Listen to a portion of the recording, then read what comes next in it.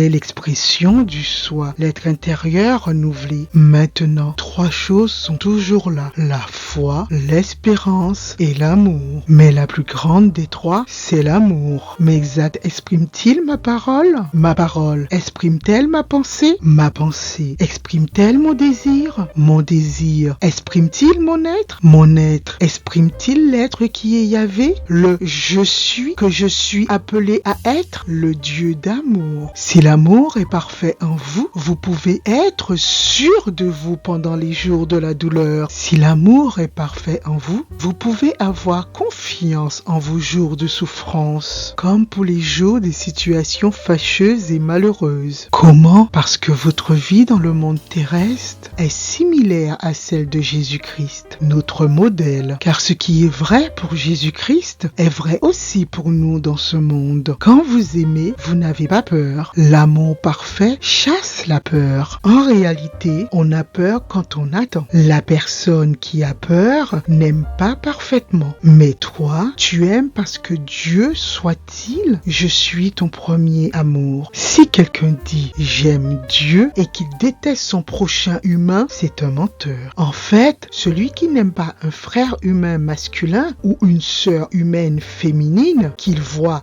devant lui, il ne peut pas aimer Dieu qu'il ne voit pas. Et comme dans la vie de tous les jours, la haine est une priorité dans le langage. C'est donc le mensonge qu'on aime autant que son voisin. C'est pourquoi l'homme a choisi le chemin du mensonge et de la mort, au lieu du chemin de la vérité et la vie. Voici le commandement que Dieu l'être, je suis, vous a donné. Celui qui aime Dieu doit aussi aimer son prochain humain. Je vous donne un commandement nouveau. Aimez-vous les uns les autres. Oui.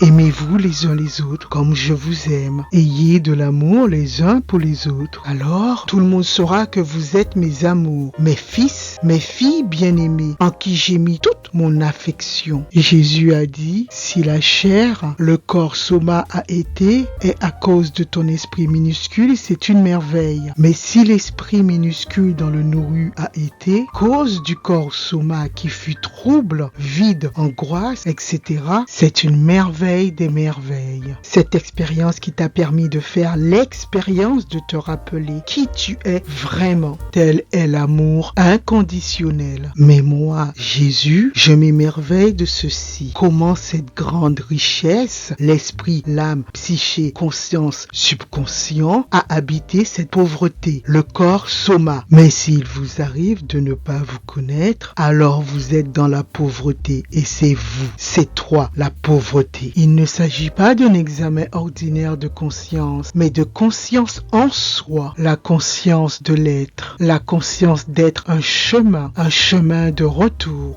ou un chemin à parcourir, un acte de présence dans lequel tout devient étrangement présent, agréable ou désagréable, peu importe le moment présent, la présence même de l'être qui fait tout être, ou un acte de manque où tout devient étrangement absent. L'être vous manque et tout est dépeuplé, tout prend la saveur de l'exil, de l'insatisfaction devant tout ce qui est agréable ou désagréable. Peu importe, tout est vidé de sa substance. C'est l'éloignement de votre être capital. Et parfois, la complaisance dans des croyances où vous dites que le retour est impossible et que l'absurdité de l'éloignement des sens est la condition humaine. C'est là un choix, une décision, une façon d'utiliser votre intelligence limitée, d'une imagination terrestre auquel nul ne peut s'opposer. Mes enfants, ma création, mes créatures humaines, laissez-vous révéler, laissez-vous éclairer, laissez-vous éveiller, laissez-vous réveiller, laissez-vous élever, laissez-vous libérer, laissez-vous affranchir. Venez à moi, vous tous qui êtes accablés des charges très lourdes, vous qui êtes fatigués sous le poids de lourds fardeaux des vides, des souffrances, des douleurs, des situations fâcheuses et malheureuses, des drames, des peines. Je vous donnerai le repos, du repos pour vos âmes psyché. Je ne cherche pas à vous dominer. Prenez donc vous aussi la charge. Jésus parle ici de la nouvelle façon de vivre qu'il propose. Elle ne rend pas les gens esclaves. Au contraire, elle les rend libres, affranchis. Ce que je vous propose, dit-il, c'est être ma famille, non être des esclaves. Ainsi, vous trouverez le repos pour vous-même. Fini les contraintes matérielles, les contraintes morales. Ensuite, venez à mon école pour vous remémorer les expériences de la vie. Laissez-moi vous instruire à la vie, car je suis doux et humble de cœur, et vous trouverez la paix pour tout votre être vital, pour votre corps, le soma, pour le soulagement de vos âmes psychées. Oui, la charge que je vous invite à prendre, que je mettrai sur vous, est facile à porter, est bienfaisante. Ce qui est accompli sans peine, sans drame, sans douleur et sans charge. Le fardeau que je vous offre est léger, légère comme l'amour, la joie, la paix, la patience, la bienveillance, la tolérance, la compassion, la sagesse, la bonté, la fidélité, la douceur, la maîtrise de soi, le poids de l'amour inconditionnel envers son Père céleste, envers lui-même et envers son prochain, le pardon des autres et le pardon de soi, pour connaître le moi, orienté vers l'être intérieur, pour que tout soit unifié dans le divin. Ainsi, les cœurs croiront que tu m'as envoyé. Voici ce que déclare le Seigneur. Allez sur les routes d'autrefois, puis arrêtez-vous et réfléchissez. Placez-vous sur les chemins de la vie, sur les chemins de ta vie. Renseignez-vous, regardez et voyez ce qu'il en est. Informez-vous des expériences du passé, de ces expériences fâcheuses, malheureuses. Cherchez le chemin de la vérité. Quelle est la voie selon le Saint-Esprit? Suivez-le, marchez-y et vous trouverez le délassement de votre être. Vous vivrez léger. Tu trouveras le repos de ton âme, de vos âmes. Vous vivrez tranquille, sereine, en paix, pour vous refaire, pour vous recréer, afin de naître de nouveau du grand Esprit Saint. Pneuma dans le Noé. Mais les humains répondent à cela. Nous n'y marcherons pas. Nous n'en ferons rien, nous le suivrons pas, nous n'irons pas dans le chemin de la vie du soi, nous refusons le chemin de la vérité, nous nions le soi, l'être intérieur, nous ne voulons pas de votre éveil du renouveau, de la renaissance, nous ne voulons pas de votre réveil, nous rejetons l'être éclairé, nous rejetons l'être élevé, exalté, nous n'acceptons pas ton école de la foi, nous n'acceptons pas l'école de l'espérance, nous n'acceptons pas l'école de l'amour. Nous n'acceptons pas l'école de la sagesse. Ainsi parlent les humains. Et pourtant, le Seigneur a placé des veilleurs, pasteurs, rabbins, prêtres, imams, messagers, maîtres spirituels, enseigneurs, prophètes, disciples, etc. pour vous prévenir en ceci. Faites attention, soyez attentifs quand vous entendrez la parole de vérité, l'alliance de la bonne nouvelle. Mais ils répondent, nous n'y serons pas attentifs. On s'en moque, nous ne voulons pas faire attention, nous n'y prêterons pas attention, nous n'écouterons pas, ça nous est égal. L'enseigneur lui-même le dit, votre malheur sont les conséquences de vos actes, actions. Vos actions, les conséquences de vos choix. Vous faites ce qui vous éloigne du soi, de vous-même. Vous n'agissez pas en amour, en espérance, en foi, en joie constante, en paix, en sagesse, en harmonie, en concordance, en pardon, en patience, dans la vérité que vous voulez faire dans la réalité. Mais vous faites au contraire de la peur, du doute, de l'inquiétude, du drame, de la peine, des menaces, du mensonge, de l'adoration des situations fâcheuses, malheureuses, les choses que vous ne désirez pas faire. Et vous agissez encore plus dans la cruauté que vos ancêtres. Chacun de vous suit son intuition unidimensionnelle sur le corps soma qui est égaré, endormi, perdu, perdu, perdu. Au lieu d'écouter, d'entendre ce que je suis Dieu vous dit. L'enseigneur, sans complaisance,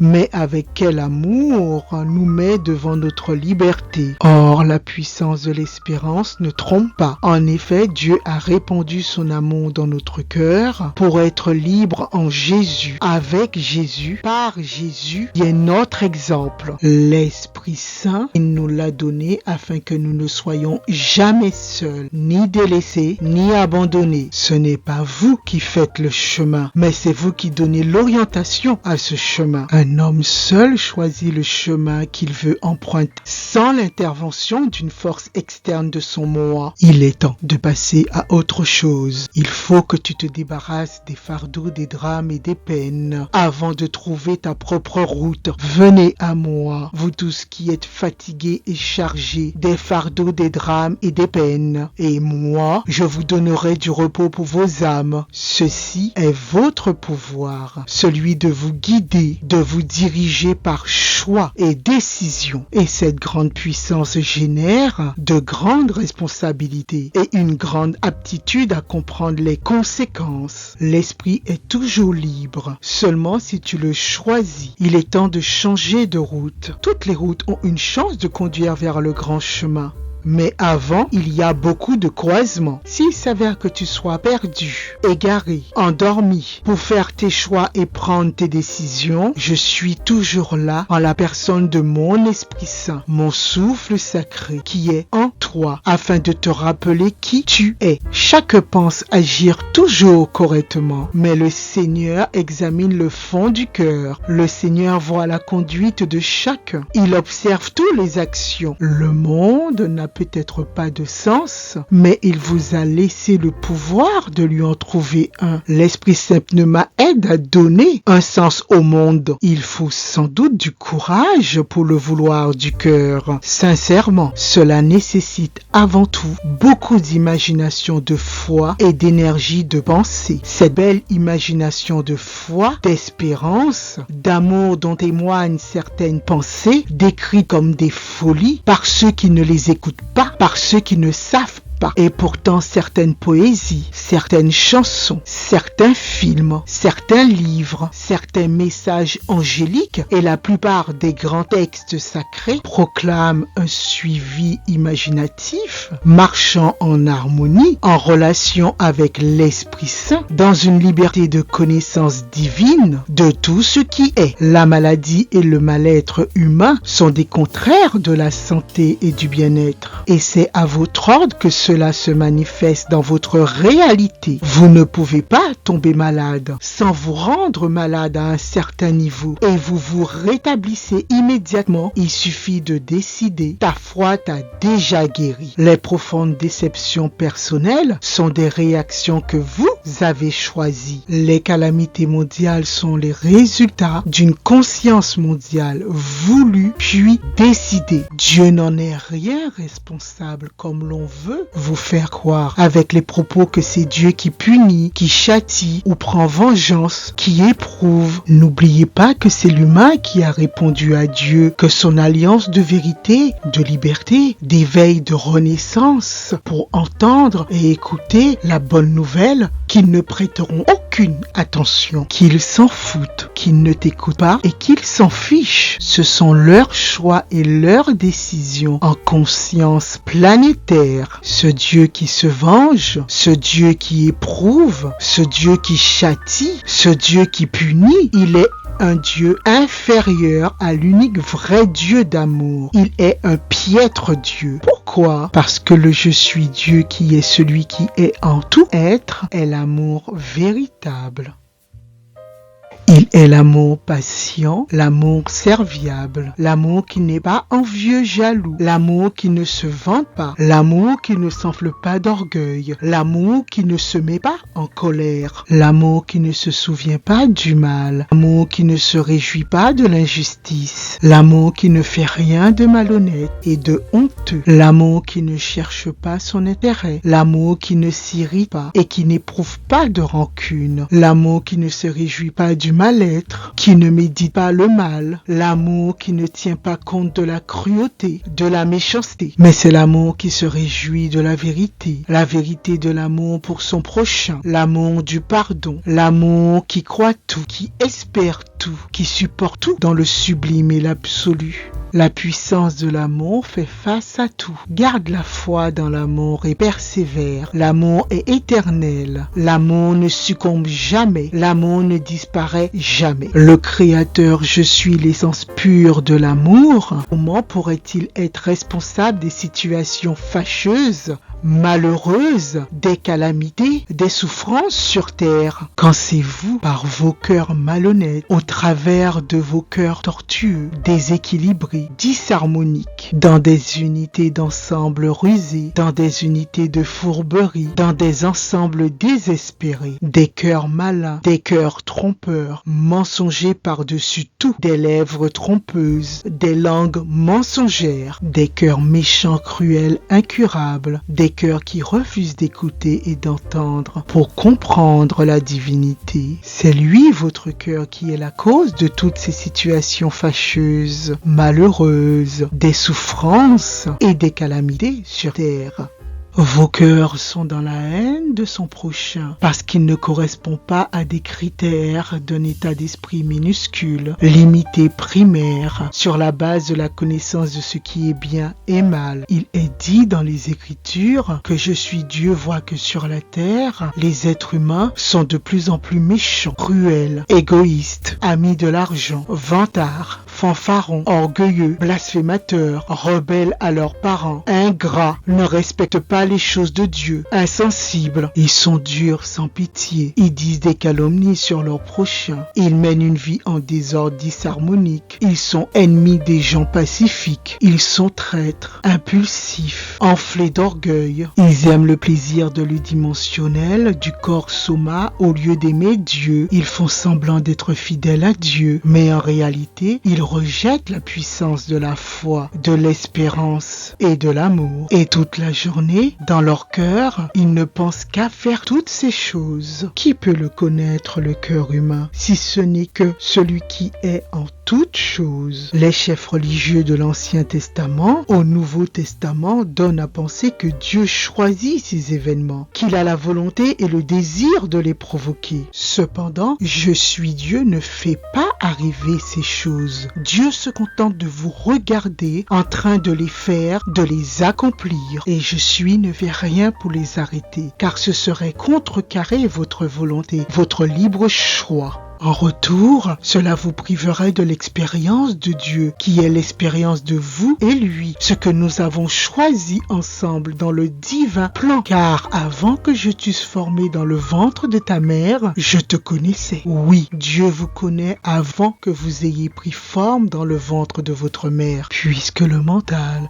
l'âme, la conscience, le subconscient sont déjà créés chez le toujours, à la source de tout. Ainsi, vous avez déjà un rapport unificateur avec tout ce qui est. Par conséquent, ne condamne pas tout ce que tu qualifierais de mauvais en ce monde. Interroge-toi plutôt sur ce que tu as trouvé mauvais à propos de ces choses et ce que tu veux faire pour les changer si nécessaire. Interroge l'intérieur psyché plutôt que l'extérieur soma en te demandant de quelle partie de ton soi est-ce que tu veux faire l'expérience à présent devant cette calamité. Quel aspect de l'être est-ce que tu choisis d'invoquer? Parce que la vie n'est qu'un outil créé par vous-même et tous ces événements ne sont que des occasions pour toi de décider et de choisir d'être qui tu es. Et c'est vrai pour toutes les âmes. Tu vois donc qu'il n'y a aucune victime dans l'univers. Il n'y a que des créateurs. Arme-toi de courage et de résolution. Ne sois pas tourmenté quand la détresse se présente. Attache-toi au Seigneur fortement. Ne t'en écarte pas. Accepte tout ce qui t'arrive et montre-toi patient quand arrive la diminution sociale de la vie. Si tu lui fais confiance, il te viendra en aide quand tu interrogeras l'intérieur, quand tu choisiras d'invoquer l'être de qui tu et suis ton chemin tout droit selon l'orientation que tu lui as donnée. Il est là ton pouvoir, celui de te diriger au cœur de l'espérance en lui, afin de prendre appui sur sa bonté bienveillante. Vous qui reconnaissez l'amour du Seigneur, ayez confiance en lui. Attendez avec espoir qu'il vous donne ses bienfaits, qu'il vous donne la source d'une joie sans fin éternelle dans sa bonté, dans sa fidélité. Comprenne qui pourra. Celui qui ne veut pas comprendre, rien ni personne ne pourra lui faire comprendre. Ils ont endurci leur cœur de peur de comprendre. Celui qui a des oreilles pour écouter, des yeux pour voir, alors regarde, entend pour comprendre.